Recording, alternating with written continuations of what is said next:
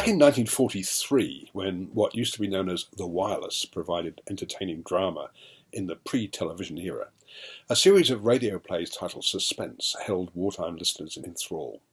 One of these was Lucille Fletcher's 20-minute classic Sorry Wrong Number, in which Agnes Moorehead played a woman who overhears a cross line involving a murder plot and then makes numerous phone calls as she seeks help. Orson Welles called it the greatest radio script ever written.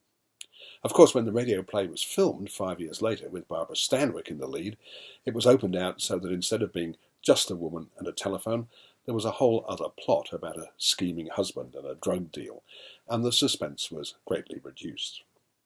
I mention all this only because The Guilty, a new Danish film by director Gustav Møller, who collaborated on the screenplay with Emil Nygaard Albertsen, returns to the stark essence of Lucille Fletcher's original concept. This is a movie about a guy and a telephone. So too was the Thomas Hardy movie Lock in 2013, but in that case Hardy was driving a car as well as talking on the phone, and the very movement of the vehicle and what we saw from its windows gave that film's director, Stephen Knight, more visual possibilities than Muller allows himself. The Guilty is set inside the emergency call section of a Copenhagen police station, and the focus throughout is on a cop, Asger Holm, whose job that night is to help people in trouble.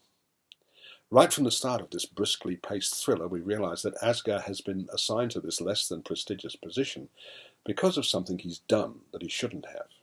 He has a court appearance in the morning he's obliged to attend. But meanwhile he answers the calls for help, such as one from a man who let a prostitute into his car and wants her caught because she stole from him. He gets short shrift from Asger, who takes a moralistic approach to the man's complaint. But a call from a woman called Eben is another matter.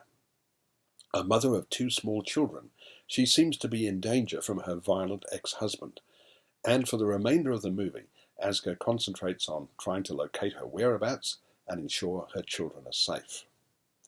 The premise is simple enough, but the film, a tricky, multi-layered affair that unfolds in real time, keeps the tension on the boil throughout its relatively brief running time.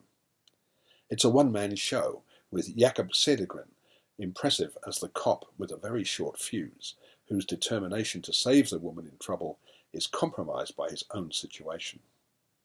We do hear a number of other voices, including that of Jessica Dinege as Eben, but it's Asger's tense presence that anchors the film. Such a concept could no doubt have been adapted for the theatre, and it would even have worked as a radio play if such things still existed. Yet it makes for a very compelling, tense, and skillfully made evening in the cinema. It's pretty terrific. I'm giving it 4 stars.